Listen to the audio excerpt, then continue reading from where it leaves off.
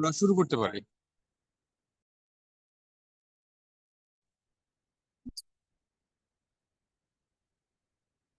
আসসালামু আলাইকুম সবাই। আজকে ক্লাসে সবাইকে স্বাগত জানাচ্ছি। তো আজকে হচ্ছে সিস্টেমিক প্যাথোলজি নিয়ে কথাবার্তা বলবো। এখান থেকে আসলে আমরা পিডিএফ এর শুরুতেই কিছু জিনিস লিখে দিয়েছি যে এখানে বেশ কিছু টপিক আসলে মেডিসিনের সাথে ওভারল্যাপ আছে। সো মোটামুটি ওটা মেডিসিন থেকে পড়লেও হবে এই টপিকগুলি, আবার হচ্ছে সিস্টেমিক প্যাথোলজি থেকে পড়ে নিলেও হবে। তো আমাদের এই সিস্টেমিক প্যাথোলজির এই পিডিএফটা আমরা আপনাদের জন্য ওভাবেই আসলে প্রিপেয়ার করেছি, যে ইম্পর্টেন্ট কিছু ক্লিনিক্যাল কন্ডিশন গুলি নিয়ে। এবং এখান থেকে কিন্তু কোয়েশ্চেন আসার সম্ভাবনা বেশ, মানে প্রচুর প্রচুর সম্ভাবনা, কারণ এখানে এমন কিছু ইম্পর্টেন্ট জিনিস আছে যেগুলি কোয়েশ্চেন হওয়ার মতো, হ্যাঁ, যেগুলি পরীক্ষায় আসার মতো। সো এগুলো আমি বলে দিব। এবং যে এই মানে এই পিডিএফটাতে আপনাদের দেখে প্রথমে মনে হতে পারে যে অনেক পড়া, হ্যাঁ, এটা আসলে মানে সব পড়তে হবে না। সো আজকে আমি আপনাদেরকে একটু কনসাইজও করে দিব পিডিএফটা, ঠিক আছে? সো ছোট করে দিব, এবং এগুলি পড়লেই মোটামুটি সিস্টেমিক প্যাথোলজিটা কভার হবে ইনশাআল্লাহ। আচ্ছা, ঠিক আছে। তো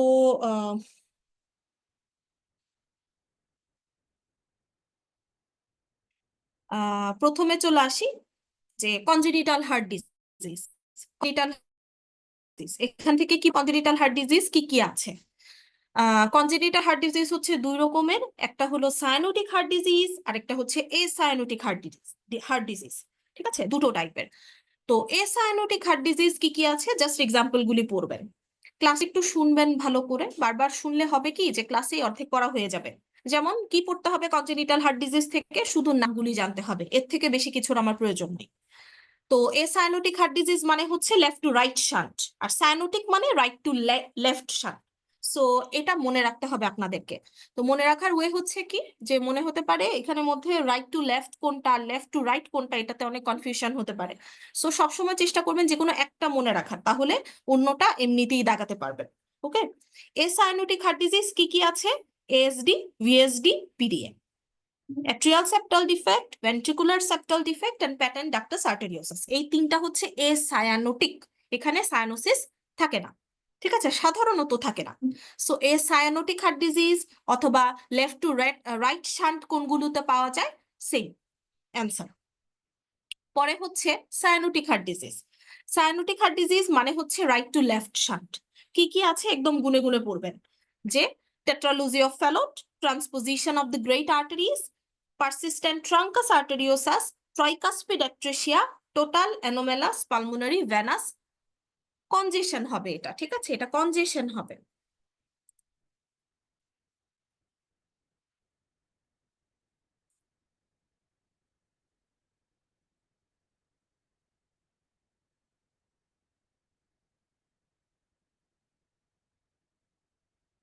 ঠিক আছে, আচ্ছা, তাহলে এখান থেকে পড়া কি? এখান থেকে পড়া হচ্ছে নামগুলি আমরা পড়ে ফেলবো, কনজেনিটাল হার্ট ডিজিজ কি কি আছে। তারপরে চলে আসি টফ, টেট্রালজি অফ ফ্যালট। হ্যাঁ, টেট্রালজি অফ ফ্যালটের চারটা ফিচার একদম ভালো করে মুখস্থ থাকতে হবে, এটা খুব ভালোভাবে পড়া থাকতে হবে, মনে রাখবেন। কি কি আছে? বিএসডি, তারপরে হচ্ছে obstruction of the right ventricular outflow tract, এটার আরেক নাম হচ্ছে subpulmonary stenosis. Subpulmonary stenosis, overriding of the aorta and right ventricular hypertrophy. এই চারটা কম্পোনেন্ট খুবই খুবই ভালোভাবে মুখস্থ থাকতে হবে। এটা হচ্ছে টেট্রালজি of Fallot. টেট্রালজি of Fallot, tetra মানে চার না, চারটা কার্ডিনাল ফিচার থাকবে, মনে রাখবেন। টেট্রালজি অফ ফ্যালট আসার সম্ভাবনা অনেক। এখান থেকে কি জানতে হবে? জাস্ট চারটা কার্ডিনাল ফিচার জানতে হবে, এর থেকে বেশি কিছু জানার প্রয়োজন নেই। ঠিক আছে, আচ্ছা। এবং এটা মাথায় রাখবেন যে টফে এক্স রেতে দেখা যাবে কি বুট শেপ হার্ট। বুট শেপ হার্ট এটা খুব ইম্পর্টেন্ট আপনাদের জন্য, ঠিক আছে? জাস্ট মাথায় রাখবেন বুট শেপ হার্ট। বুট, পায়ে আমরা পরি যে বুট, ওই বুটগুলি, হ্যাঁ, বুট জুতাগুলির মতো বুট শেপের হার্ট থাকে, এটা মাথায় রাখবেন। কার্ডিওমেগালি থাকে, এটা বুট শেপের হয়ে যায়। ঠিক আছে, এটা খুব ইম্পর্টেন্ট একটা জিনিস। আচ্ছা, এরপরে ইনফিনিটি স্টার। ইনফিনিটি স্টার আপনাদের জন্য খুবই খুবই ইম্পর্টেন্ট,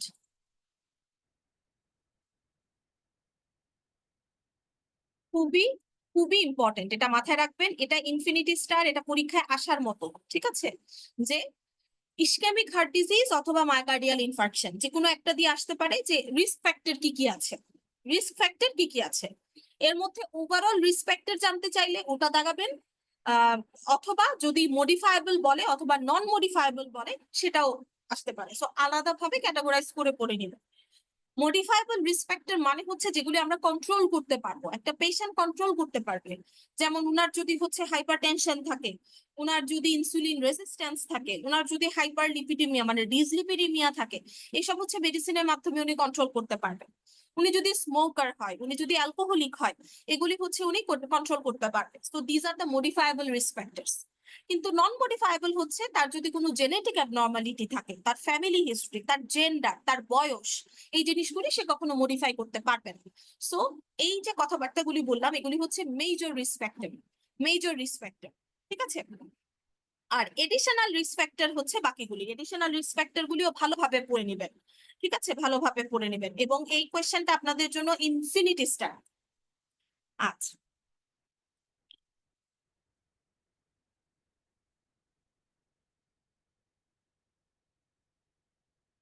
এরপরে চলে আসি এমআই থেকে কিছু জানতে হবে না, এটা একটু মাথায় রাখবেন যে সাইলেন্ট এমআই মানে নর্মালি এমআই এর যে টিপিক্যাল ফিচার গুলি থাকে, এটা সাধারণত একটা প্রলং ডায়াবেটিস মেলাইটাসের রোগী, ধরেন অনেক বছর থেকে উনি ডায়াবেটিক, হ্যাঁ, অথবা ওল্ডার পেশেন্ট, তবে ডায়াবেটিস সবচাইতে বেশি পাওয়া যায়, যে সবচাইতে মানে অনেক প্রলং সময় ধরে উনি হচ্ছে ডায়াবেটিক, এই পেশেন্টের কিন্তু সাইলেন্ট এমআই ওনাদের ক্ষেত্রে হয়, ঠিক আছে? এমআই এর কোনো ফিচার নেই, হুট করে কার্ডিয়াক অ্যারেস্ট হয়ে যায়, মানে হার্ট অ্যাটাক হয়। আচ্ছা, আর এমআই এর বায়োকেমিক্যাল চেঞ্জ গুলো একটু জানতে হবে। হ্যাঁ, এমআই এর বায়োকেমিক্যাল চেঞ্জ বা মার্কার গুলো একটু জানতে হবে। যেমন এমআই হওয়ার পর উইদিন 4 to 7 আওয়ার্স যেটা বাড়বে সেটা হচ্ছে সিকেএমবি, সেটা হচ্ছে সিকেএমবি, ঠিক আছে? তারপরে এএসটি বাড়বে হচ্ছে 12 ঘন্টা পরে, এলডিএইচ ও 12 ঘন্টা পরে, এই দুইটা এএসটি এবং এলডিএইচ 12 ঘন্টা পরে।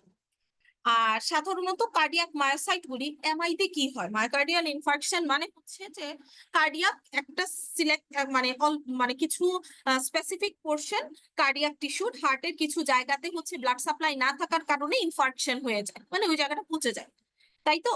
সো ব্লাড সাপ্লাই নষ্ট হয়ে যাওয়ার কারণে ইসকেমিক হয়ে যায়। তো স্বাভাবিক, টিস্যু মানে কি, টিস্যু মানে হচ্ছে অসংখ্য সেলের সমষ্টি। সো ওই জায়গার যত কার্ডিয়াক মায়োসাইট আছে ওগুলি সব নষ্ট হয়ে যাবে, ইনজর্ড হবে। সো এদের ভেতর থেকে কি কি রিলিজ হয়, ইনজর্ড কার্ডিয়াক মায়োসাইটের ভেতর থেকে কি কি মার্কার রিলিজ হয় বা কি কি সাবস্টেন্স রিলিজ হয়, এই কথাগুলি খুব ইম্পর্টেন্ট আপনাদের জন্য। মায়োগ্লোবিন, ট্রপোনিন আই, ট্রপোনিন টি, এই কথাগুলি খুব ইম্পর্টেন্ট, এটা অবশ্যই মাথায় রাখবেন, ঠিক আছে? এগুলি অবশ্যই মাথায় রাখবেন। সো এটা লাগবে। আচ্ছা, ওকে। তারপরে এমআই তে, এমআই এর কমপ্লিকেশনটা একবার রিডিং দিবেন, তবে আপনাদের এমআই তে যেটা জানতে হবে সেটা হচ্ছে খুবই খুব ইম্পর্টেন্ট হলো এমআই তে কি ধরনের শক হয়, একটা মায়োকার্ডিয়াল ইনফার্কশনের পেশেন্ট কি ধরনের শকে যেতে পারে। কার্ডিওজেনিক শক, কার্ডিওজেনিক শক এটা খুব ইম্পর্টেন্ট। এবং এই কার্ডিওজেনিক শকটা কেন হতে পারে, due to pump failure, heart ঠিক মতো পাম্পই করতে পারছে না, ঠিক আছে? কার্ডিয়াক অ্যাবনর্মালিটি থাকার কারণে হার্ট ঠিক মতো পাম্পই করতে পারছে না।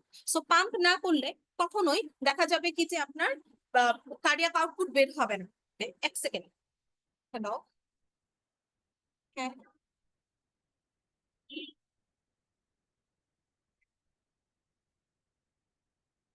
হ্যাঁ, গ্যাস্ট্রিকের ওষুধ সাথে দিও আর ভার্বিন দিয়ে গার্গল করে দিও,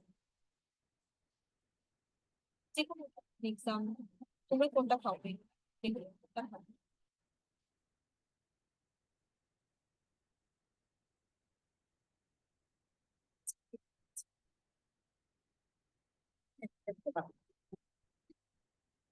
হ্যাঁ, এটা আচ্ছা, দাঁড়াও আমি এক্সাম লিখে দিচ্ছি।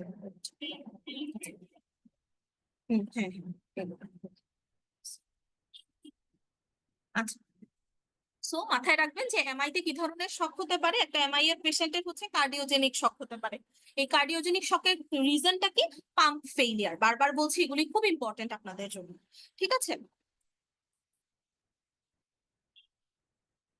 ভেজিটেটিভ হার্ট ডিজিজ কি কি আছে, অবশ্যই এগুলি পড়বেন। ভেজিটেটিভ হার্ট ডিজিজ কি কি আছে নামগুলি মুখস্থ করবেন, ঠিক আছে? Vegetative heart disease, vegetative vegetation মানে হার্টের যেই জায়গা ভেজিটেশন শব্দটা লিখে দেখবেন, মানে হচ্ছে যে বাল্ব থাকে না হার্টে, বা মানে ট্রাইকাসপিড বাল্ব বা মাইট্রাল বাল্ব, এগুলিতে হচ্ছে আপনার থ্রোম্বাস জমে গেল।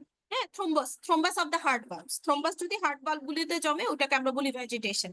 সো ভেজিটেটিভ হার্ট ডিজিজ কি কি আছে একটু পড়তে হবে। Rheumatic fever, rheumatic heart disease, infective endocarditis, এসব হচ্ছে ভেজিটেটিভ হার্ট ডিজিজ। ঠিক আছে। এরপরে আরেকটা জিনিস খুব ইম্পর্টেন্ট আপনাদের জন্য, সেটা হচ্ছে এখান থেকে আপনার এত প্যাথোজেনেসিসের কোনো প্রয়োজন নাই, একদম শর্টকাট কিছু জিনিস জানবেন। যেমন এসফ নোডিউল, হ্যাঁ, অথবা রিউমেটিক নোডিউল। এই এসফ নোডিউল অথবা রিউমেটিক নোডিউল কোথায় পাওয়া যায়? কোথায় পাওয়া যায়? রিউমেটিক ফিভারে পাওয়া যায়, একিউট রিউমেটিক ফিভারে পাবো আমরা। এগুলি কিছুই না, এগুলি হচ্ছে কিছু ফোকাল লিশন। হ্যাঁ, জায়গায় জায়গায় ফোকাল লিশন, যেখানে মধ্যে প্রচুর এনিস্কো সেল থাকে। এনিস্কো সেল, হ্যাঁ, এনিস্কো সেল থাকে। সো এই কোয়েশ্চেনটা আপনাদের জন্য খুবই খুব ইম্পর্টেন্ট। কোয়েশ্চেনটা দুই রকমের হতে পারে, যে রিউমেটিক ফিভারের প্যাথোগনোমিক ফিচার কোনটা বা প্যাথোগনোমিক সেল কোনটা, এনিস্কো সেল। ঠিক আছে। অথবা এটাও বলতে পারে এসফ নোডিউল কোথায় পাওয়া যায়, acute rheumatic fever, acute rheumatic fever. Okay, so just এইভাবে জিনিসটা পড়বে। এরপরে চলে আসি hypertensive heart disease. Hypertensive heart disease থেকে জাস্ট এটা মাথায় রাখবেন যে হাইপারটেনশন থাকলে স্বাভাবিক সেখানের মধ্যে হবে, এবং এটা হচ্ছে ব্লাড প্রেশার কত থাকতে হবে, more than 140 over 90 millimetre of mercury, 140 over 90 millimetre of mercury. এবং মাথায় রাখবেন হার্টের ক্ষেত্রে সবচাইতে কমন ডিজিজ হচ্ছে ischaemic heart disease. 1 number disease হচ্ছে ইসকেমিক হার্ট ডিজিজ, এটা 1 নাম্বার। 2 নাম্বার হচ্ছে এই হাইপারটেনসিভ হার্ট ডিজিজ। ঠিক আছে, এটা হচ্ছে 2 নাম্বার। তাহলে first most commonest form of heart disease হচ্ছে ischaemic heart disease, second most common হচ্ছে হাইপারটেনসিভ হার্ট ডিজিজ, অবশ্যই মাথায় রাখবেন এটা। অ্যাথেরোস্ক্লেরোসিস, অ্যাথেরোস্ক্লেরোসিস মানে হচ্ছে ব্লাড ভেসেলের ভেতরে অ্যাথেরোমা তৈরি হবে। অ্যাথেরোমা মানে কি, একদম সহজ কথায় হচ্ছে চর্বির প্লাক, চর্বির ছোট ছোট বল, চর্বির বল। ঠিক আছে। সো এখানে আরো অনেক ধরনের সেল থাকে, ফ্যাট বেশি। তো এই যে অ্যাথেরোস্ক্লেরোটিক, হ্যাঁ, মানে অ্যাথেরোমা তৈরি হয়। তো এই অ্যাথেরোমা গুলি মনে রাখবেন, দিজ আর দ্য ইন্টিমাল লিশনস, মানে হচ্ছে ব্লাড ভেসেলের একদম ইনার লেয়ারে পাওয়া যাবে, টিউনিকা ইন্টিমাতে পাওয়া যাবে, টিউনিকা ইন্টিমাতে পাওয়া যাবে, বারবার বলছি। ঠিক আছে। খুবই খুবই ইম্পর্টেন্ট আপনাদের জন্য, অ্যাথেরোমার ফরমেশনের কমন সাইট কি কি আছে, খুব ভালোভাবে এই সাইট গুলি মুখস্থ করে নেবেন। ঠিক আছে। অ্যাথেরোমা অথবা অ্যাথেরোস্ক্লেরোটিক প্লাক ফরমেশনের কমনেস্ট সাইট কি কি আছে। ঠিক আছে।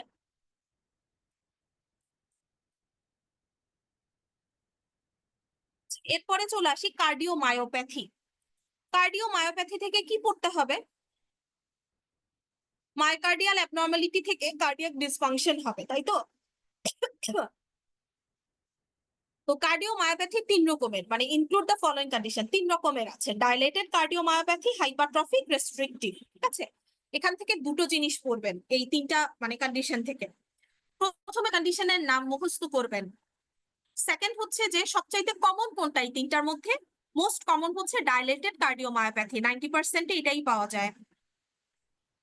আরেকটা কোয়েশ্চেন হতে পারে, কোন কার্ডিওমায়োপ্যাথিতে সাডেন কার্ডিয়াক অ্যারেস্ট হতে পারে, সাডেন কার্ডিয়াক অ্যারেস্ট হতে পারে, সেটা হচ্ছে এই হাইপারট্রফিক কার্ডিওমায়োপ্যাথি।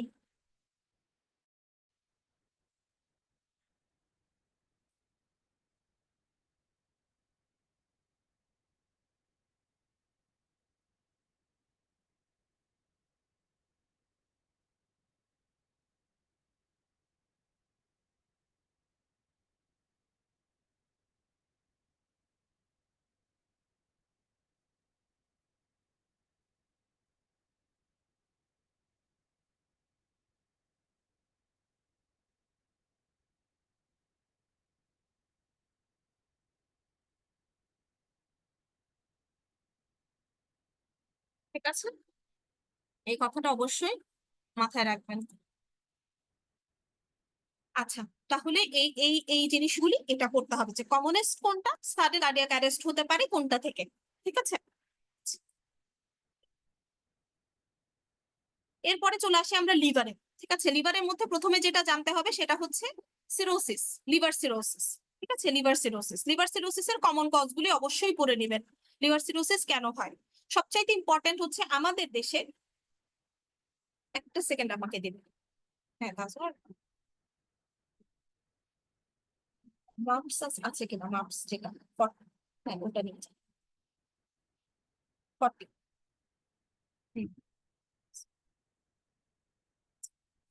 তো মনে রাখবেন কি যে লিভার সিরোসিসের ক্ষেত্রে সবচেয়ে কমন কজ কোনটা, কমনেস্ট কজ কোনটা? কমনেস্ট কজ কিন্তু আমাদের দেশের প্রেক্ষিতে হচ্ছে হেপাটাইটিস বি এবং সি ভাইরাস ইনফেকশন, ক্রনিক।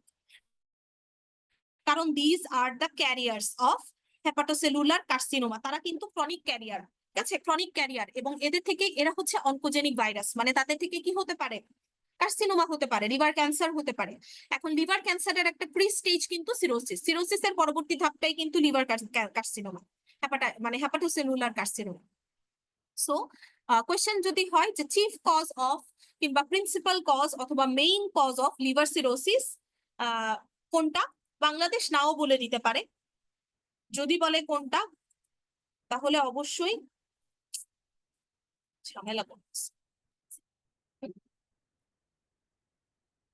হয় নাই 25 তারিখ উঠে নাই তো, উঠে নাই তো এখন।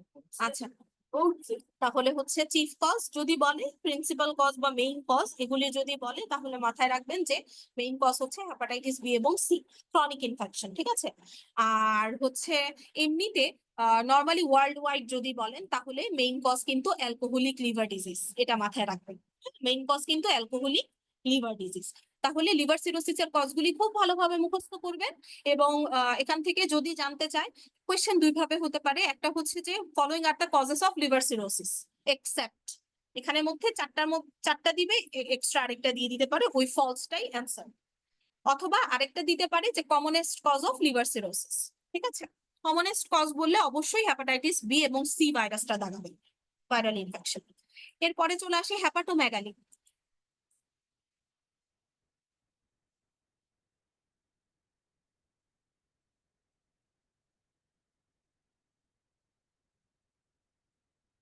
এরপরে চলে আসি হ্যাপাটোমেগালি।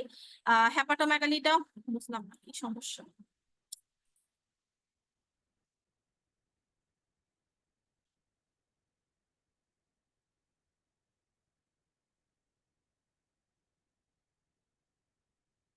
আচ্ছা, তো হ্যাপাটোমেগালিটা হচ্ছে কজগুলি জানতে হবে। ঠিক আছে, হ্যাপাটোমেগালি মানে এনলার্জমেন্ট অফ দ্য লিভার, তাই না? লিভার বড় হয়ে যাওয়া, তো এটার কজগুলি জানতে হবে। তারপরে হচ্ছে আপনার হেপাটাইটিসের কজগুলি জানতে হবে। হেপাটাইটিসের কজ অবশ্যই পড়বেন, এখানে কোয়েশ্চেন আসতে পারে যে নর্মালি তো আমরা জানি যে হেপাটাইটিস কি দিয়ে হয়, হেপাটাইটিস ভাইরাস দিয়ে হয়, 5 রকমের হেপাটাইটিস ভাইরাস দিয়ে হয়। কিন্তু আপনার কাছে কোয়েশ্চেন করতে পারে যে নন হেপাটোট্রফিক ভাইরাস কি কি আছে, নন হেপাটোট্রফিক ভাইরাস কি কি আছে, মানে হেপাটাইটিস হয় আদার দেন আর কোন ভাইরাস দিয়ে। মনে রাখবেন এই যে Epstein Barr, cytomegalo, herpes simplex, yellow fever, rubella, enterovirus, adenovirus. ঠিক আছে, এগুলি হচ্ছে নন হেপাটোট্রফিক ভাইরাস। সো এটা আপনাদের কাছে জানতে চাইতে পারে। তাছাড়া ওভারঅল হেপাটাইটিসের কজগুলি খুব ভালোভাবে পড়ে নেবেন। তারপরে চলে আসে হেপাটাইটিস এ। হেপাটাইটিস এ থেকে সিলেক্টিভ কিছু জিনিস পড়বেন, যেমন এটা হচ্ছে পিকর্না ভাইরাস গ্রুপের আন্ডারে, পিকর্না ফ্যামিলির আন্ডারে পড়ে। ঠিক আছে, এটা হচ্ছে একটা আরএনএ ভাইরাস, এটা মাথায় রাখবেন, এটা হচ্ছে একটা আরএনএ ভাইরাস। ঠিক আছে,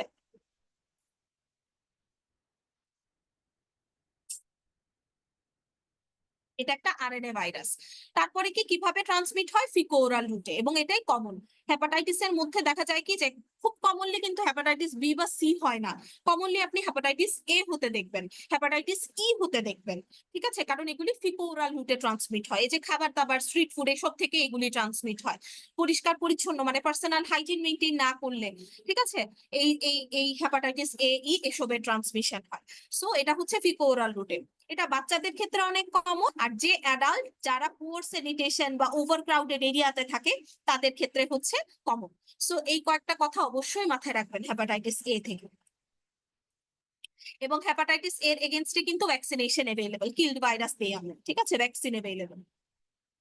এরপরে চলে আসে হেপাটাইটিস বি।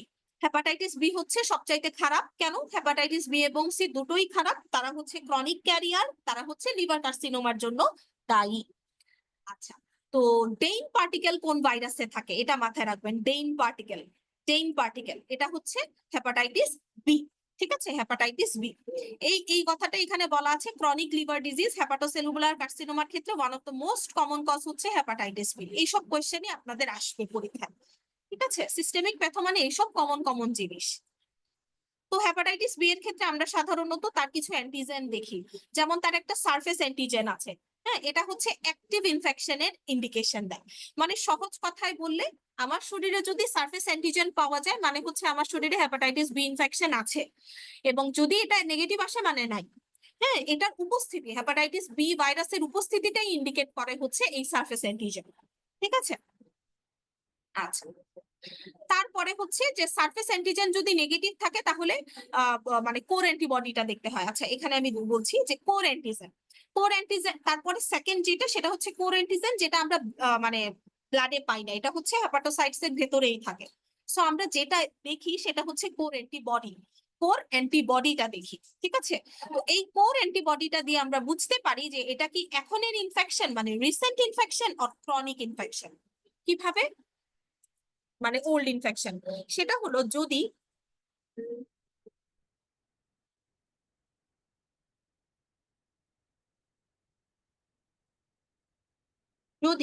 ইমিউনোগ্লোবিউলিন এম পাওয়া যায় মানে হচ্ছে এটা ইন্ডিকেট করে রিসেন্ট ইনফেকশন।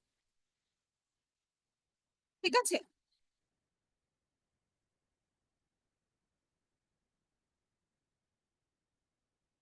আর যদি আইজিজি পাওয়া যায় মানে এটা পাস্ট ইনফেকশন ইন্ডিকেট করে। ঠিক আছে, এটা পাস্ট ইনফেকশন ইন্ডিকেট করে, এটা মাথায় রাখবেন। এগুলি খুব ইম্পর্টেন্ট আপনাদের জন্য। আচ্ছা, এবং ই অ্যান্টিজেন আরেকটা আছে। ই অ্যান্টিজেন মানে হচ্ছে অ্যাক্টিভ রেপ্লিকেশন অফ ভাইরাস, কিছুই না। ই অ্যান্টিজেন আমার শরীরে থাকা মানে মানে এটার উপস্থিতি ইন্ডিকেট করে আমি অন্যের জন্য ক্ষতিকর। একটা হেপাটাইটিস এর পেশেন্ট, হেপাটাইটিস বি দ্বারা আক্রান্ত রোগী, খুবই ইনফেকশিয়াস স্টেটে আছে, সে তার থেকে অন্যদের ছড়াবে, বিভিন্ন রুটে ছড়াতে পারে। কিন্তু এটার এগেনস্টে যখন অ্যান্টিবডি চলে আসে, এই অ্যান্টিবডি গুলি চলে আসে ব্লাডে, তখন সে নন ইনফেকশিয়াস স্টেটে চলে যায়। এই কথাগুলি খুব ইম্পর্টেন্ট। আরো একবার একটু যদি আমি রিকল করি, কারণ এগুলি আপনাদের জন্য খুবই গুরুত্বপূর্ণ, এজন্য আমি আরেকটা বার একটু রিকল করি। সেটা হলো হেপাটাইটিস বি ভাইরাসের ক্ষেত্রে তার তিন রকমের অ্যান্টিজেন আছে। একটা হচ্ছে সারফেস অ্যান্টিজেন, একটা হচ্ছে কোর অ্যান্টিজেন, আর একটা হচ্ছে ই অ্যান্টিজেন। ঠিক আছে, সারফেস অ্যান্টিজেন এটা পজিটিভ আসা মানে হচ্ছে আমার শরীরে সে আছে, হেপাটাইটিস বি আছে। আর নেগেটিভ আসা মানে নাই। কোর অ্যান্টিজেনের ক্ষেত্রে আমরা যেটা বলি, এটা সাধারণত সার্কুলেশনে আসে না বলে আমরা অ্যান্টিজেন দেখি না, আমরা এটার এগেইনস্ট এর অ্যান্টিবডি গুলি দেখি। এখন এই অ্যান্টিবডির মধ্যে যদি ইমিউনোগ্লোবুলিন এম পজিটিভ আসে মানে বোঝাচ্ছে যে আমি রিসেন্ট হেপাটাইটিস বি দিয়ে আক্রান্ত হয়েছি। আর যদি ইমিউনোগ্লোবুলিন জি আসে তাহলে বুঝতে হবে যে আগেও হয়েছিল, পাস্ট ইনফেকশন। ঠিক আছে, আরেকটা অ্যান্টিজেন আছে ই অ্যান্টিজেন, এটা আমার শরীরে পজিটিভ আসা মানে হচ্ছে এই পেশেন্টটা অন্যের জন্য ইনফেকশিয়াস, কিন্তু এটার এগেনস্ট অ্যান্টিবডি চলে আসলে সে নন ইনফেকশিয়াস স্টেটে চলে যাবে। এই কথাগুলি খুব ইম্পর্টেন্ট আপনাদের জন্য। ঠিক আছে, আচ্ছা। তো এই কথাগুলি বলেছি এখানে। ক্রনিক হ্যাপাটাইটিস এর কজ অবশ্যই পড়বেন। ঠিক আছে, ক্রনিক হ্যাপাটাইটিস এর কজ গুলি মুখস্থ করবেন। দেখেন, আইসোনিয়াজাইড, হ্যাঁ আইসোনিয়াজাইড, alpha methyl dopa, মেথোট্রিক্সেট rheumatoid arthritis হলে হ্যাঁ ডিএমআরটি তো দিতেই হয়। তো ডিএমআরটির মধ্যে সবচাইতে সবার আগে যেটা নিয়ে আমরা চিন্তা করি সেটা হচ্ছে মেথোট্রিক্সেট। এটা লং টার্ম খেতে হয়, তাই না? এটা লং টার্ম খেলে কিন্তু দেখেন ক্রনিক হ্যাপাটাইটিস হতে পারে। ঠিক আছে, সো এইগুলি হচ্ছে ক্লিনিক্যালি যেগুলি খুব ইম্পর্টেন্ট, আপনারা এগুলি খুঁজে খুঁজে বের করে এসবে গুরুত্ব দিয়ে পড়বেন। স্যারেরা আসলে যারাই করেন ওনারা ক্লিনিক্যাল ওরিয়েন্টেড কোয়েশ্চেনই বেশি করেন দেখা যায়, মানে সিস্টেমিক প্যাথোর ক্ষেত্রে। এরপরে চলে আসে হেপাটাইটিস সি। হেপাটাইটিস সি এর ক্ষেত্রে মাথায় রাখবেন এটা হচ্ছে মানে হেপাটাইটিস সি ভাইরাসটা হচ্ছে বলা হয় যে হেপাটোসেলুলার কার্সিনোমার ক্ষেত্রে হেপাটাইটিস বি এর চাইতে হেপাটাইটিস সি ভাইরাসটার মানে হেপাটোসেলুলার কার্সিনোমা করার পটেনশিয়াল হচ্ছে 17 গুণ বেশি। ঠিক আছে, 17 times more than hepatitis B. So সিটা হচ্ছে বেশি খারাপ। এটা সাধারণত কমনলি পাওয়া যায় না, কিন্তু এটা হলে খুবই ফ্যাটাল কন্ডিশন ক্রিয়েট হয়ে যায় এবং এটার এগেনস্টে ভ্যাকসিন অ্যাভেলেবল নাই। হেপাটাইটিস 5টা ভাইরাসের মধ্যে ভ্যাকসিনেশন আছে অনলি দুটোর, একটা হলো হেপাটাইটিস এ, একটা হচ্ছে বি। ঠিক আছে, সো অবশ্যই কমন রিস্ক ফ্যাক্টর গুলি পড়তে হবে।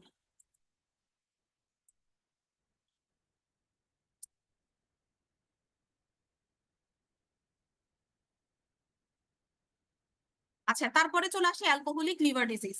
অ্যালকোহলিক লিভার ডিজিজের ক্ষেত্রে হলো যে কনজাম্পশন অফ, এটা থেকে ওরকম কিছু পড়তে হবে না, তবে একটু জেনে রাখতে পারেন যে একটা অ্যালকোহলিক লিভার ডিজিজ হওয়ার জন্য আমার কতটুকু অ্যালকোহল খেতে হবে।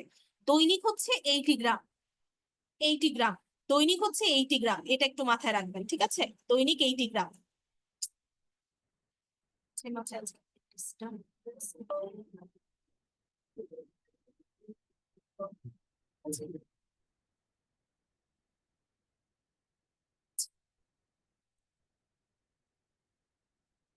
তারপরে চলে আসে হ্যাপাটোসেলুলার কার্সিনোমা। হ্যাপাটোসেলুলার কার্সিনোমার ক্ষেত্রে মাথায় রাখবেন যে এটা হচ্ছে most primary liver cancer arise from hepatocyte, এবং এটাকে আমরা হ্যাপাটোসেলুলার কার্সিনোমা বলি। এটার আরেক নাম কিন্তু হ্যাপাটোমা, এটার আরেক নাম হচ্ছে হ্যাপাটোমা, এটা মাথায় রাখবেন, ঠিক আছে, এটার আরেকটা নাম হচ্ছে হ্যাপাটোমা। এবং এটা হচ্ছে এডিনোকার্সিনোমা, ঠিক আছে, এডিনোকার্সিনোমা। এখানে কোয়েশ্চেন কেন আমি বারবার এরকম বলছি, কোয়েশ্চেন হতে পারে যে হ্যাপাটোসেলুলার কার্সিনোমা বা হ্যাপাটোমা, হ্যাপাটোমা হচ্ছে হিস্টোলজিক্যালি কি ধরনের কার্সিনোমা, হিস্টোলজিক্যালি কি ধরনের কার্সিনোমা, ঠিক আছে, এরকম বলতে পারে।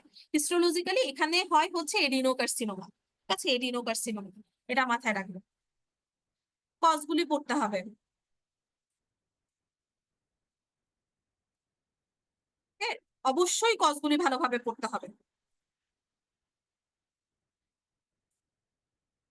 এরপরে চলে আসি গল স্টোন। জানি না কি সমস্যা, এটা হচ্ছে না কেন।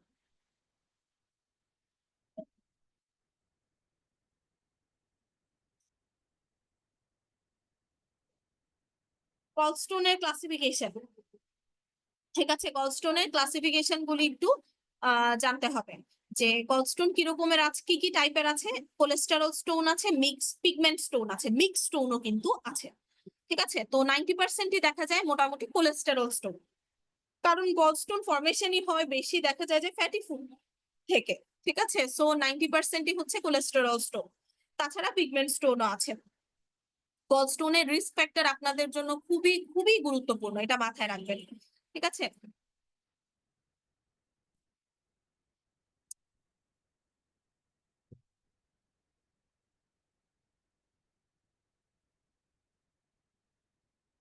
আচ্ছা,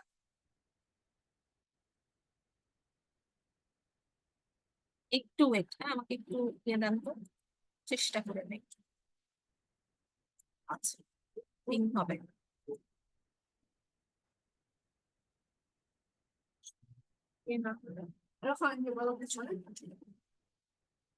ঠিক আছে, এই রিস্ক ফ্যাক্টর গুলি, এই রিস্ক ফ্যাক্টর গুলি খুবই ভালোভাবে পড়বেন, ঠিক আছে, রিস্ক ফ্যাক্টর গুলি খুবই ভালোভাবে পড়বেন। আচ্ছা, ঠিক আছে, তারপরে চলে আসি।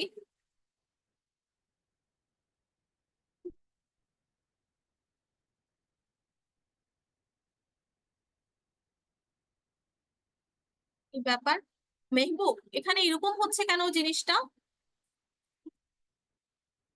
এখানে নোট ইয়েতে দেওয়ার পরে, মেহবুব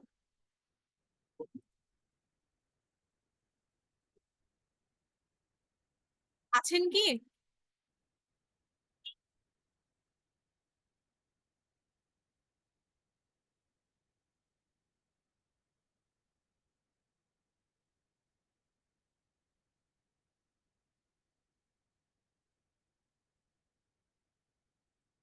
একটু আমাকে সময় দিবেন, হ্যাঁ, কারণ হচ্ছে যে যদি আপনাদের ওখানে দাগানো না থাকে আপনাদের পড়তে অনেক অসুবিধা হয়ে যাবে, হ্যাঁ, তো চেষ্টা করছি, দেখি।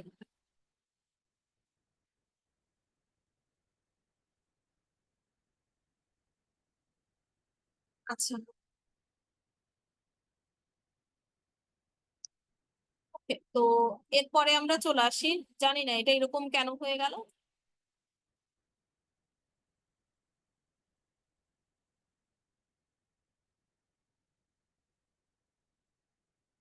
ওকে, পরে হচ্ছে, তারপরে হলো পাইলোনেফ্রাইটিসে চলে আসি। হ্যাঁ, পাইলোনেফ্রাইটিসের ক্লাসিক্যাল ট্রায়াডটা খুব ভালোভাবে পড়ে নিবেন। ঠিক আছে, পাইলোনেফ্রাইটিসের ক্লাসিক্যাল ট্রায়াডটা খুব ভালোভাবে পড়ে নিবেন। লইন পেইন থাকে, ফিভার থাকে, টেন্ডারনেস অফ দ্য কিডনি এসব থাকে। ঠিক আছে, টেন্ডারনেস অফ দ্য কিডনি এসব থাকবে। তো হচ্ছে যে বেসিক্যালি হলো পাইলোনেফ্রাইটিস, যেটা পাইলোনেফ্রাইটিস কিন্তু আপার ইউরিনারি ট্র্যাক্ট সিমটম থাকে। ঠিক আছে, আপার ইউটিআই। সো আপার ইউটিআই এর ফিচার গুলি ভালোভাবে জানবেন। ঠিক আছে, ভালোভাবে জানবেন যে কি কি থাকে। পেশেন্টের ফ্ল্যাঙ্ক পেইন থাকে, মানে লইন পেইন থাকে, সাথে খুব বেশি জ্বর থাকবে, এবং রেনাল অ্যাঙ্গেল টেন্ডারনেস পাওয়া যাবে। হ্যাঁ, রেনাল অ্যাঙ্গেল টেন্ডারনেস পাওয়া যাবে, এবং পাইলোনেফ্রাইটিসে সাধারণত ডিসইউরিয়াটা কম পাওয়া যায়, এটা মাথায় রাখবেন। আচ্ছা মেহবুব, আপনি কি জয়েন করেছেন? আপনি একটু দেখেন তো, আমি এভাবে করে যদি দিই নোট ভার্সন, তাহলে হচ্ছে এটা যখন আমি নিচে নামাই তখন আর হচ্ছে না। এই যে নিচে নামানোর পরে হচ্ছে এরকম চলে আসতেছে কেন?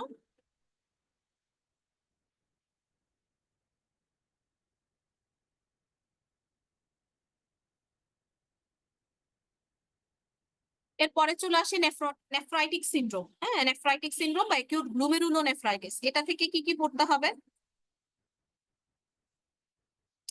হ্যাঁ, যন্ত্রণা।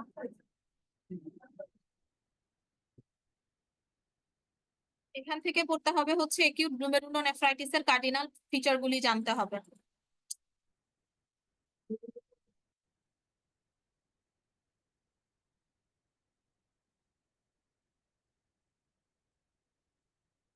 আচ্ছা, একিউট গ্লুমেরুলোনেফ্রাইটিস এর কার্ডিনাল ফিচার গুলি জানতে হবে, যেমন হেমাচুরিয়া, প্রোটিনিউরিয়া, হাইপারটেনশন, ইডেমা, অলিগিউরিয়া। অলিগিউরিয়া থাকে, ঠিক আছে, মোটা সোটা বাচ্চা থাকে। এবং কমপ্লিকেশন গুলি জানতে হবে। কমপ্লিকেশন গুলি খুবই ইম্পর্টেন্ট আপনাদের জন্য, কারণ একিউট গ্লুমেরুলোনেফ্রাইটিস থেকে কিন্তু একিউট রেনাল ফেইলিয়ার হয়ে যেতে পারে। ঠিক আছে, একিউট রেনাল ফেইলিয়ার হয়ে যেতে পারে। তারপরে কিছু ইলেকট্রোলাইট অ্যাবনর্মালিটিস দেখা দেয় পেশেন্টের। কি কি ইলেকট্রোলাইট অ্যাবনর্মালিটিস? লাইক হাইপারক্যালিমিয়া হতে পারে, হাইপোনাট্রিমিয়া হতে পারে, মেটাবলিক অ্যাসিডোসিস হতে পারে। ঠিক আছে,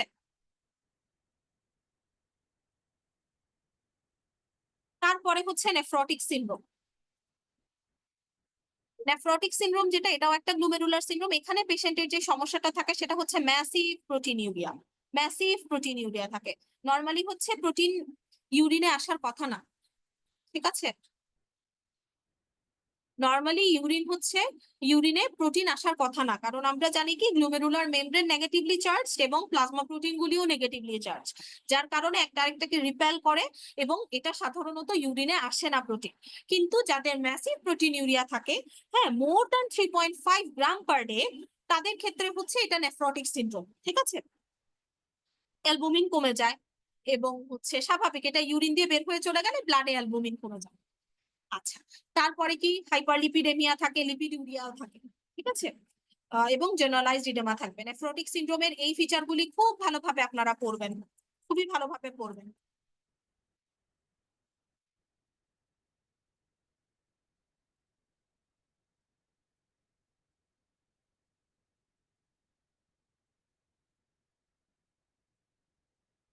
আচ্ছা, তারপরে হচ্ছে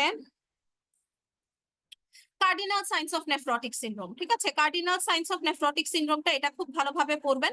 কি কি আছে? যে এই যে এটা ম্যাসিভ প্রোটিনুরিয়া, হাইপো অ্যালবুমিনেমিয়া, তারপরে হচ্ছে জেনারেলাইজড ইডেমা থাকবে, হাইপারলিপিডেমিয়া, লিপিডুরিয়া, মানে এতক্ষণ যেটা বললাম। এবং ম্যাসিভ প্রোটিনুরিয়া বলতে কি বোঝায়, এই জিনিসটা আলাদাভাবে কোয়েশ্চেন হিসেবে আপনাদের আসতে পারে। ঠিক আছে, আলাদাভাবে কোয়েশ্চেন হিসেবে আপনাদের আসতে পারে যে আপনার হচ্ছে ম্যাসিভ প্রোটিনুরিয়া বলতে কি বোঝায়। সেটা হচ্ছে প্রোটিন মোর দেন, মানে প্রোটিন ইন দ্য ইউরিন মোর দেন কত, 3.5 গ্রাম পার ডে। এই জিনিসটা এখানে লিখা আছে। ঠিক আছে, এই জিনিসটা এখানে লিখা আছে, সো ভালোভাবে পড়বেন এটা। এই জিনিস চলে আসতেছে। আচ্ছা, একিউট রেনাল ফেলিয়ার। হ্যাঁ, একিউট রেনাল ফেলিয়ারের ক্ষেত্রে হচ্ছে একিউট রেনাল ফেলিয়ারের কজগুলি পড়তে হবে, ক্লিনিক্যাল ফিচার জানতে হবে। ক্লিনিক্যাল ফিচার জানতে হবে। মনে রাখবেন যে একিউট রেনাল ফেলিয়ারে কিন্তু মেটাবলিক অ্যাসিডোসিস হয়। মেটাবলিক অ্যাসিডোসিস হয়, এটা মাথায় রাখবেন। ঠিক আছে, ক্রনিক রেনাল ফেলিয়ারের কজও পড়বেন। ক্রনিক রেনাল ফেলিয়ারের কজ পড়বেন, এর মধ্যে মাথায় রাখবেন কি যে ক্রনিক রেনাল ফেলিয়ারের ক্ষেত্রে ইম্পর্টেন্ট কিছু কজ আছে, যেমন ডায়াবেটিস মেলাইটাসে কিন্তু ক্রনিক রেনাল ফেলিয়ার হতে পারে। তারপরে হচ্ছে আপনার এই যে রেনাল আর্টারি স্টেনোসিস, তারপর হাইপারটেনশন, এই যে দুটো খুব কমন ডিজিজ, ডায়াবেটিস মেলাইটাস এবং হাইপারটেনশন, এই দুটোতেই কিন্তু ক্রনিক রেনাল ফেলিয়ার দেখা যায়। এগুলি খুব ইম্পর্টেন্ট আপনাদের, ঠিক আছে। এবং রেনাল ফেলিয়ার আমরা কখন বলি? নর্মালি জিএফআর যখন less than 15 ml/minute হবে, less than 15 ml/minute হবে। তাহলে নর্মাল জিএফআর কত, এটা কি জানেন? আচ্ছা, আমি আপনাকে বলি যে কি সমস্যাটা হচ্ছে।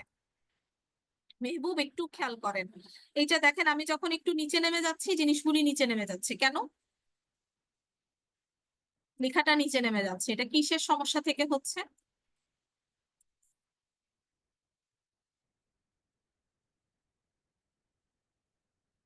এই জিনিসটা ঠিক থাকলে তো আর আমার প্রবলেমই হচ্ছে না।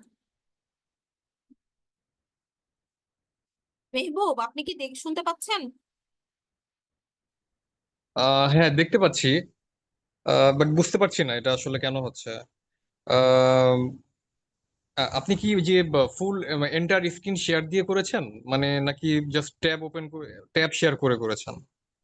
আমি মনে হয় ট্যাব শেয়ার করেছি, আমি ফুল স্ক্রিনটা শেয়ার করি, ওয়েট।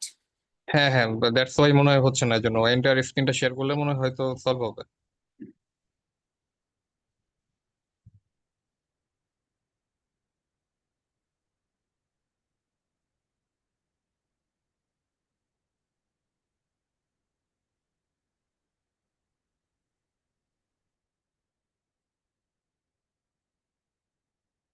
দেখি, ওয়েট। না, সেম সমস্যাই হচ্ছে। আচ্ছা, সমস্যা নাই, আমি হচ্ছে সবাইকে এটা এমনিতেই দাগিয়েই দিব পিডিএফ। হ্যাঁ, ভেরি গুড, একজন বলেছেন 120 না, ঠিক। আপনার হচ্ছে নর্মাল জিএফআর হলো 125 ml/মিনিট। 125 ml/মিনিট। আচ্ছা, এখানে দেখেন পার মিনিটে 15-র নিচে চলে গেলে এটা অবশ্যই রেনাল ফেইলিয়ার। আচ্ছা, ঠিক আছে, তারপরে চলে যাই।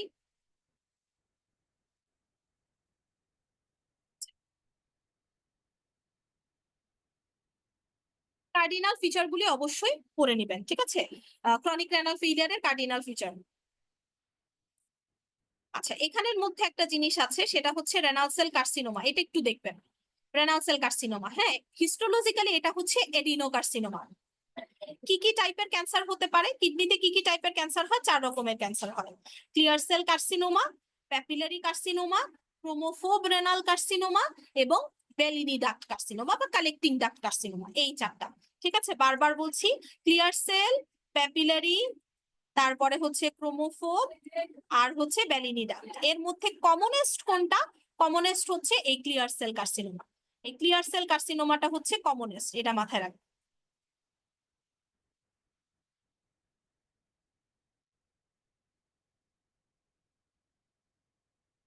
এটা কমন, ঠিক আছে, কমনেস্ট হচ্ছে ক্লিয়ার সেল কার্সিনোমা।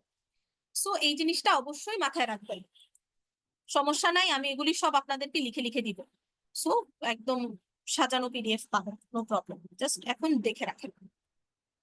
এরপরে চলে আসি, এখান থেকে আর কিছুই জানতে হবে না। ব্লাডার কার্সিনোমার রিস্ক ফ্যাক্টর গুলি জানতে হবে, ঠিক আছে, ব্লাডার কার্সিনোমার রিস্ক ফ্যাক্টর গুলি জানতে হবে। সিগারেট স্মোকিং, তারপরে হচ্ছে ইন্ডাস্ট্রিয়াল এক্সপোজার অফ ডাই, হ্যাঁ, রঙের মানে যারা হচ্ছে প্লাস্টিক পেইন্ট ফ্যাক্টরিতে, ডাই ফ্যাক্টরিতে যারা কাজ করে, তাদের তাদের কিন্তু ব্লাডার কার্সিনোমা হওয়ার চান্স থাকে। তারপরে আছে সিস্টোসোমা হেমাটোবিয়াম ইনফেকশন, ঠিক আছে, অ্যানালজেসিক লং টার্ম খেলে, cyclophosphamide, heavy long term exposure two cyclophosphamide. Cyclophosphamide কিন্তু হ্যামোরেজিক সিস্টাইটিস করে। সাইক্লোফসফামাইডের একটা কমন সাইড এফেক্ট কিন্তু এই হ্যামোরেজিক সিস্টাইটিস, এটা মাথায় রাখবেন, হ্যামোরেজিক সিস্টাইটিস, ঠিক আছে। সো এটা করতে পারে। তারপরে হচ্ছে আর হলো রেডিয়েশন। তো এটা খেয়াল রাখবেন যে যদি বলে যে সবচাইতে কমন রিস্ক ফ্যাক্টর কোনটা, অবশ্যই স্মোকিং, ঠিক আছে, কমন রিস্ক ফ্যাক্টর হচ্ছে স্মোকিং। এবং ব্লাডার কার্সিনোমার ক্ষেত্রে কিন্তু আমরা বিসিজি ভ্যাকসিন ইউজ করি, ঠিক আছে, বিসিজি ভ্যাকসিনেশন কিন্তু ব্লাডার কার্সিনোমার একটা ট্রিটমেন্ট প্রোটোকল হিসেবে আমরা ইউজ করি বিসিজি ভ্যাকসিন, ঠিক আছে, এই কথাটা খেয়াল রাখবেন। আচ্ছা, তারপরে চলে আসি গয়টারটা পড়তে হবে ভালোভাবে, ঠিক আছে। কি সমস্যা? গয়টারটা ভালোভাবে পড়বেন, হ্যাঁ।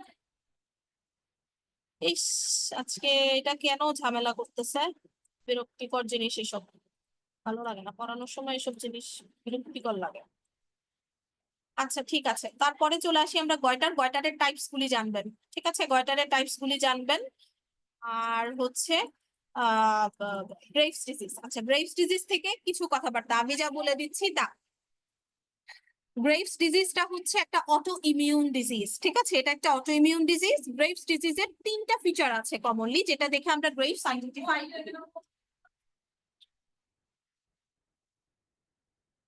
আমরা সাধারণত গ্রেভস এর ক্ষেত্রে তিনটা ফিচার দেখলে আইডেন্টিফাই করি। কি কি? একটা হলো পেশেন্টের হলো থাইরোটক্সিকোসিস থাকবে, মানে কি হাইপার থাইরয়েডিজম, তাই না? তারপরে কি থাকবে? থাকবে হচ্ছে এক্সোপথ্যালমোস, আরেকটা হচ্ছে প্রিটিবিয়াল মিক্সিডেমা। প্রিটিবিয়াল মিক্সিডেমা, এই তিনটা জিনিস, এইটা খেয়াল রাখিয়েন, হ্যাঁ। আমার জানা নেই আমার এটা কেন কাজ করতেছে।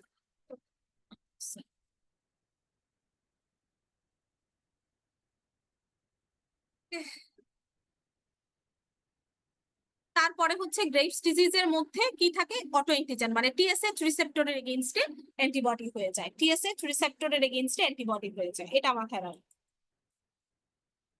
মানে এটা দিয়ে আমরা ডায়াগনোসিস করি।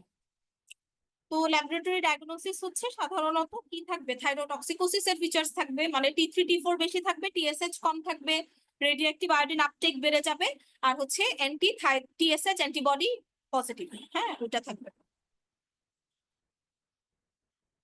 থাইরোটক্সিকোসিসের কজ অবশ্যই পড়বেন, অবশ্যই পড়বেন থাইরোটক্সিকোসিসের কজ। কমন কিছু ফিচার্স দেখবেন, মানে হাইপারথাইরয়েডিজমের কিছু কমন ফিচার্স। হাইপারথাইরয়েডিজম মানে হচ্ছে থাইরয়েড হরমোনস বেশি, থাইরয়েড হরমোনস বেশি সিক্রেট হচ্ছে, তাই তো? তো হচ্ছে যে আপনার এখানের মধ্যে কি থাকবে? থাইরয়েড হরমোন হচ্ছে আমাদের মেটাবলিক হরমোন, তাই না?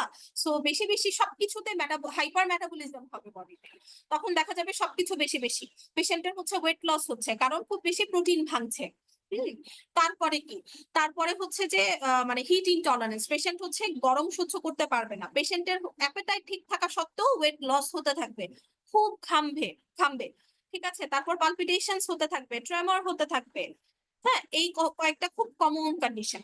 এবং পেশেন্টের ট্যাকিকার্ডিয়া থাকে, ট্যাকিকার্ডিয়া থাকে। সো এগুলি খুব ভালোভাবে পড়বেন, যে কমন কমন কিছু জিনিস আপনাদের জন্য খুব ইম্পর্টেন্ট। খুব বেশি ডিপে কিন্তু কোয়েশ্চেন করবে না, এটা মাথায় রাখবেন।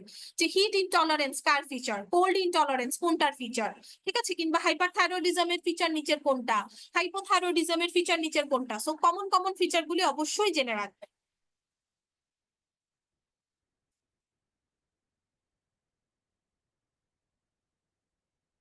অ্যাক্রোমেগালি, অ্যাক্রোমেগালি মানে কি? অ্যাক্রোমেগালি মানে হচ্ছে একটা পেশেন্টের অ্যাক্রোমেগালি আর জাইগান্টিজম, এই দুটোই কিন্তু growth hormone abnormality, growth hormone abnormality. ঠিক আছে, নর্মালি হচ্ছে আমাদের যেই লং বোনের এপিফাইসিস মেটাফাইসিস এসব ফিউশনের আগে যদি গ্রোথ হরমোন বেশি সিক্রেট হয়ে যায়, তখন পেশেন্ট মানে তখন ওই পেশেন্ট গুলি কি হয়? ছোট হয় কিন্তু জায়ান্টের মতো হয়, জায়ান্টিজম। আর যদি ফিউশনের পরে এপিফাইসিস মেটাফাইসিস এর ফিউশনের পরে দেখা যায় যে গ্রোথ হরমোনের সিক্রেশন বেশি হচ্ছে, তখন অ্যাক্রোমেগালি হয়। তো অ্যাক্রোমেগালি পেশেন্টের দেখা যায় হাত পা অনেক বড় বড় মোটা মোটা থাকে।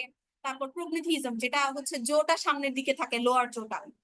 তারপরে হলো পাশাপাশি পেশেন্টের কিছু অ্যাবনর্মালিটি থাকে। এখান থেকে আপনাদের দিতে পারে, যেটা অ্যাক্রোমেগালি থেকে কোয়েশ্চেন হলে, সেটা হচ্ছে মাথায় রাখবেন একটা অ্যাক্রোমেগালি পেশেন্টের টাইপ 2 ডায়াবেটিস মেলাইটাস হওয়ার চান্স থাকে, কোলন ক্যান্সার হওয়ার চান্স থাকে, এবং খুবই বেশি চান্স থাকে, 2 to 3 times মোর, হ্যাঁ 2 থেকে 3 গুণ বেশি কোলন ক্যান্সার হওয়ার চান্স।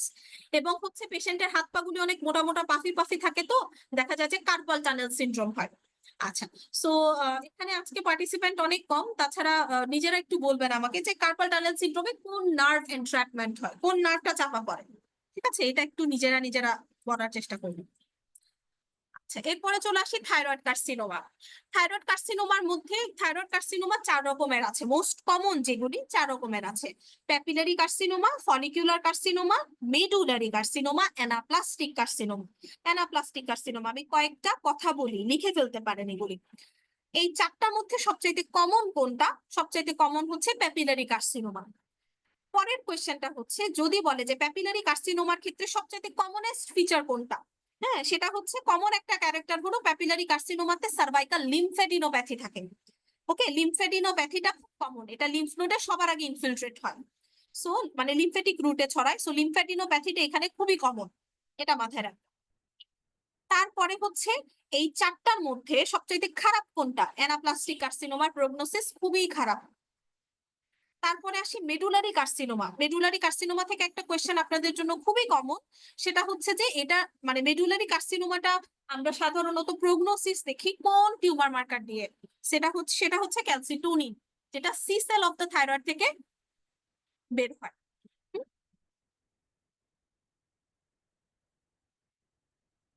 এই কয়েকটা কথা লিখে রাখতে পারেন। তারপরে যেটা লাগবে সেটা হচ্ছে যে টাইপ 2 ডায়াবেটিস মেলাইটাস। হ্যাঁ, টাইপ 2 জাস্ট এই কিছু কমন বেসিক ধারণা রাখবেন যে টাইপ 1 এবং টাইপ 2 মধ্যে পার্থক্যটা কি। টাইপ 1 ডায়াবেটিস মেলাইটাস মানে হচ্ছে অ্যাবসলিউট ইনসুলিন মানে ডেফিসিয়েন্সি, মানে এই পেশেন্টের ইনসুলিন তৈরিই হচ্ছে না। সো টাইপ 1 এর একটাই treatment, one and only treatment হচ্ছে ইনসুলিন দিতে হবে, এবং এটাকে আমরা জুভেনাইল ডায়াবেটিস মেলাইটাসও বলে থাকি কারণ সাধারণত ইয়াং এজে এটা হয়। আর টাইপ 2 যেটা, এটা হচ্ছে নন ইনসুলিন ডিপেন্ডেন্ট, ঠিক আছে, মানে এখানের মধ্যে হচ্ছে রিলেটেড ইনসুলিন ডেফিসিয়েন্সি থাকে।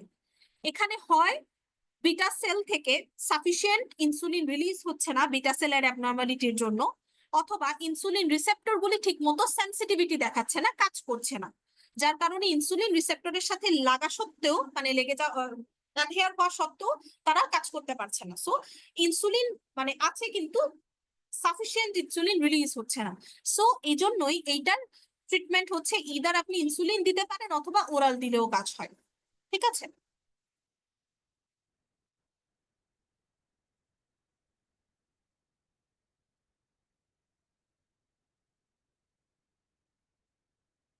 পরে চলে আসি ব্যারেট ইসোফ্যাগাস। ব্যারেট ইসোফ্যাগাস থেকে যেই কথাটা জানতে হবে সেটা হচ্ছে যে আহ ব্যারেট ইসোফ্যাগাস হচ্ছে একটা প্রি ক্যান্সারাস কন্ডিশন, কারণ এটা থেকে ইসোফেজিয়াল কার্সিনোমা হতে পারে, ঠিক আছে, এটা থেকে ইসোফেজিয়াল কার্সিনোমা হতে পারে। তো মনে রাখবেন যে ব্যারেট ইসোফ্যাগাস কেন হয়। নর্মালি মাথায় রাখবেন যে আমাদের লোয়ার পার্ট অফ আমাদের ফুল ইসোফ্যাগাসের লাইনিংটা হচ্ছে স্কোয়ামাস এপিথেলিয়াম। ওকে, স্কোয়ামাস এপিথেলিয়াম। এখন দেখা যায় কি যে যাদের হচ্ছে জার্ড থাকে, মানে গ্যাস্ট্রো ইসোফেজিয়াল রিফ্লাক্স ডিজিজ, যেটা হচ্ছে ক্রনিক, বারবার মানে হাইপার অ্যাসিডিটি হচ্ছে, পেশেন্টের হচ্ছে অ্যাসিডিক রিফ্লাক্স হচ্ছে, তো যত বেশি অ্যাসিড উপরের দিকে রিগার্জিটেড হয় ওইটা হচ্ছে লোয়ার পার্ট অফ দ্য ইসোফ্যাগাসকেই বেশি পায়। তো ওই জায়গাটাতে দেখা যায় কি যে মেটাপ্লাস্টিক চেঞ্জ হয়ে যায়, মেটাপ্লাস্টিক চেঞ্জ হয়ে স্কোয়ামাস এপিথেলিয়াম হয়ে যায় কলামনার এপিথেলিয়াম, এবং সেখান থেকেই ওটাকে আমরা বলি ব্যারেট ইসোফ্যাগাস। ওকে, ব্যারেট ইসোফ্যাগাস। সো এখান থেকে কোয়েশ্চেন খুবই ইম্পর্টেন্ট দুটো, একটা হলো ব্যারেট ইসোফ্যাগাসের রিস্ক ফ্যাক্টর কোনটা।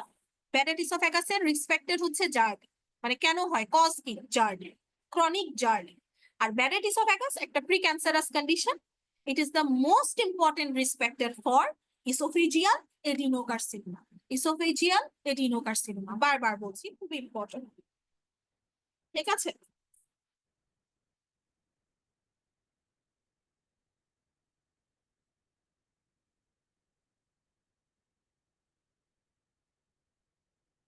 এরপরে চলে আসি এই যে এই কথাটাই যে মেটাস্টেসিস হয় তার, এই কথাটাই বললাম। ডেফিনিটিভ ডায়াগনোসিসটা করা যায় হচ্ছে ইন্টেস্টাইনাল গবলেট সেল বেশি পাওয়া যায়, ঠিক আছে, ইন্টেস্টাইনাল গবলেট সেল বেশি পাওয়া যায়। কমন। আচ্ছা, গ্যাস্ট্রিক কার্সিনোমার ক্ষেত্রে সবচাইতে ইম্পর্টেন্ট জিনিস হচ্ছে যে সবচাইতে কমনেস্ট গ্যাস্ট্রিক কার্সিনোমা হচ্ছে মানে মোস্ট কমন 90% কেসেসে মোস্ট কমন মানে গ্যাস্ট্রিক কার্সিনোমাটা হলো এডিনোকার্সিনোমা, ঠিক আছে, এডিনোকার্সিনোমা এটাই মোস্ট কমন। এরপরে চলে আসি আলসার।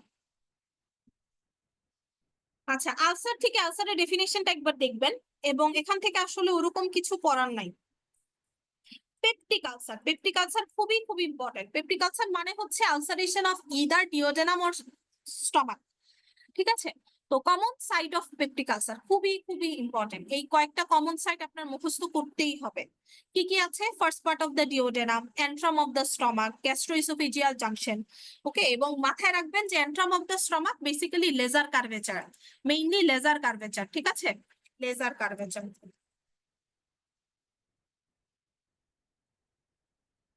লেজার কার্ভেচার, ঠিক আছে? এটা খুব ভালোভাবে পড়বেন। পরে হচ্ছে, আচ্ছা, হেলিকোব্যাক্টার পাইলোরি দিয়ে কি কি ইনফেকশন হতে পারে, এটা আপনাদের জন্য খুব ইম্পর্টেন্ট, ঠিক আছে?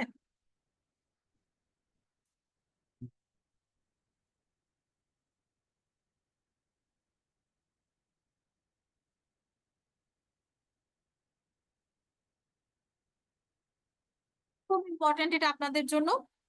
হেলিকোব্যাক্টার পাইলোরি দিয়ে কি কি ইনফেকশন হতে পারে? পেপটিক আলসার হয়, chronic gastritis, gastric carcinoma, gastric lymphoma বা মলটম, এই চারটা হচ্ছে এইচ পাইলোরি দিয়ে হবে। ওকে।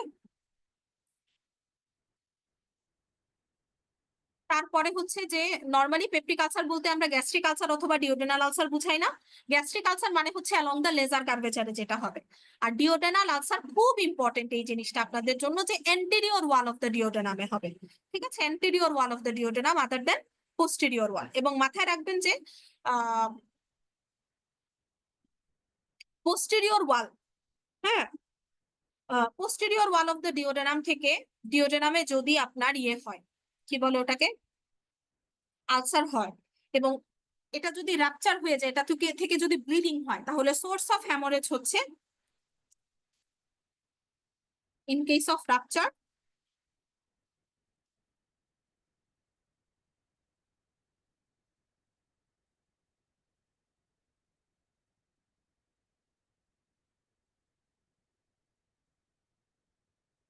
সোর্স অফ হ্যামোরেজ হচ্ছে গ্যাস্ট্রোডিওডেনাল আর্টারি, ঠিক আছে?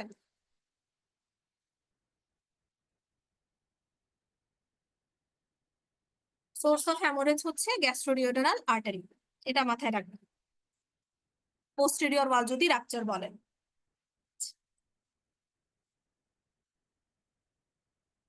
এরপর কনজেনিটাল মেগাকোলন বা হার্শপ্রাং ডিজিজ, এটা একটু পড়বেন। এখানে বেসিক্যালি হচ্ছে গ্যাংলিয়নের মধ্যে সেলগুলি তৈরি হয় না, এ গ্যাংলিওনোসিস হয়, ঠিক আছে? সো দেখা যায় যে পেরিস্টালটিক অ্যাক্টিভিটি গুলি কোলনে দেখা যায় না, কোলনটা একদম স্ট্যাটিক হয়ে থাকে, এবং আস্তে আস্তে ওটা হচ্ছে একদম মেগা কোলন হয়ে যায়, একদম মোস্ট ডাইলেটেড হয়ে যায়, ঠিক আছে? এটাকে আমরা বলি হার্শপ্রাং ডিজিজ। স্টুল পাস করবে না বাচ্চা, হ্যাঁ, জন্মগত তো স্টুল পাস করবে না বাচ্চা। এই এতটুকু মাথায় রাখলেই হচ্ছে কনজেনিটাল মেগাকোলন বলতে কি বোঝায়। খুবই খুবই ইম্পর্টেন্ট জিনিস, সেটা হচ্ছে যে সাইট কি কি আছে। যদি কনজেনিটাল মেগাকোলন থেকে কোয়েশ্চেন হয়, তাহলে জাস্ট সাইট জানতে চাবে, হ্যাঁ, জানতে চাইবে যে সাইট কি কি আছে। 2/3 কেসেসে রেক্টো সিগময়েড জাংশন, যেটা এটাই বেশি ইনভলভ থাকে। মনে রাখবেন যে এটা সবচেয়ে কমনেস্ট সাইট হচ্ছে recto sigmoid junction, recto sigmoid junction, ঠিক আছে? এটা হচ্ছে কমনেস্ট সাইট,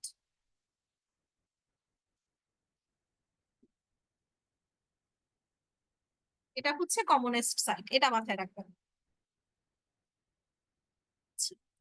তারপর গ্যাস্ট্রিক কার্সিনোমা, গ্যাস্ট্রিক কার্সিনোমা থেকে হচ্ছে রিস্ক গুলি একবার দেখে নিতে হবে, ঠিক আছে? রিস্ক গুলি দেখে নিতে হবে। গ্যাস্ট্রিক কার্সিনোমা রিস্ক খুবই খুবই ইম্পর্টেন্ট, ঠিক আছে? খুব ভালোভাবে রিস্ক গুলি দেখবেন। এটা হচ্ছে দু রকমের আছে, হ্যাঁ। হিস্টোলজিক্যাল টাইপ গুলি অবশ্যই ভালোভাবে দেখতে হবে।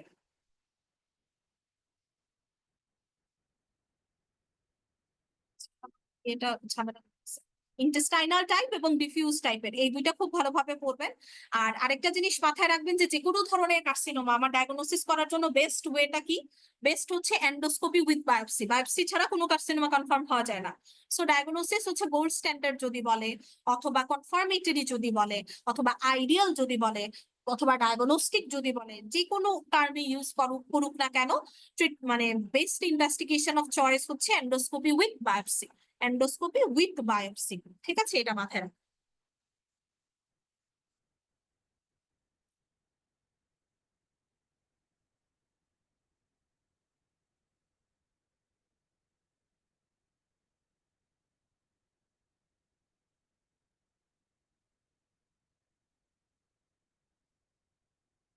আচ্ছা, আহ আজকে এতটুকুই থাক, হ্যাঁ।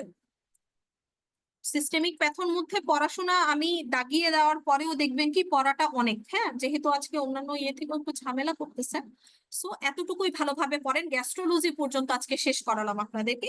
নেক্সট আমি আপনাদের শিডিউলের বাইরে একদিন ক্লাস নিয়ে কালকেই চেষ্টা করব। কালকে যদি আপনাদের কোনো শিডিউল ক্লাস না থাকে তাহলে হচ্ছে আমি আপনাদের বাকিটুকু শেষ করে দিব, হ্যাঁ, মাসকুলোস্কেলেটাল সিস্টেম থেকে বাকিটুকু শেষ করে দিব।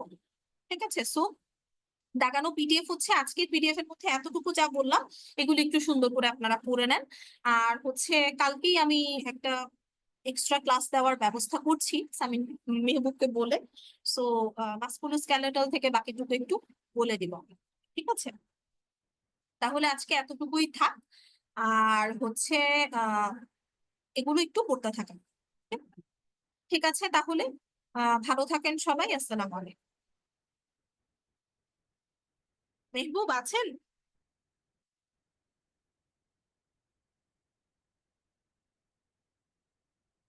মেহবুব আছেন কি? জি জি, আছি। আচ্ছা, আহ আপনি রেকর্ডারটা অফ করে আমার সাথে একটু কথা বলেন। ওকে।